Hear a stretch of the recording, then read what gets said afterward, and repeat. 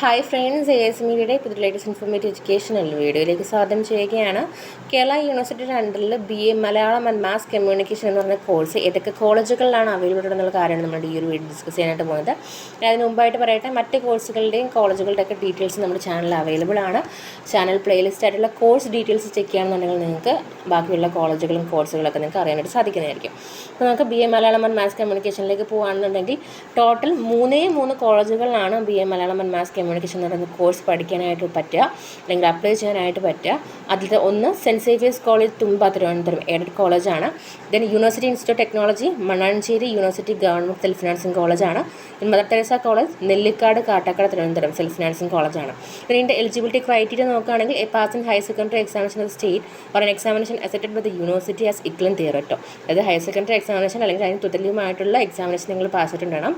And candidate who have studied other languages are also eligible.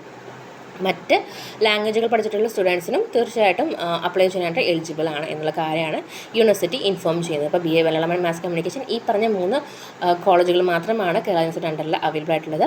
Video ഉപകാരപ്പെട്ടെന്ന് കരുതുന്നു. ഉപകാരപ്പെട്ടുവെങ്കിൽ like ചെയ്യുക, സുഹൃത്തുക്കൾക്ക് share ചെയ്യുക. അതോടൊപ്പം തന്നെ നിങ്ങളുടെ ഡൗട്ട്സും കാര്യങ്ങളും കമൻറ്റ് ചെയ്യുക.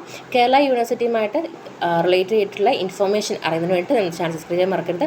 അതുകൊണ്ട് ബെല്ലൈക്കനും കൂടി എനേബിൾ ചെയ്തിടുക. എങ്കിൽ മാത്രം നമ്മൾ അപ്ലോഡ് ചെയ്യുന്ന കാര്യങ്ങൾ നിങ്ങളിലേക്ക് അപ്പോൾ എത്തുകയുള്ളൂ. താങ്ക്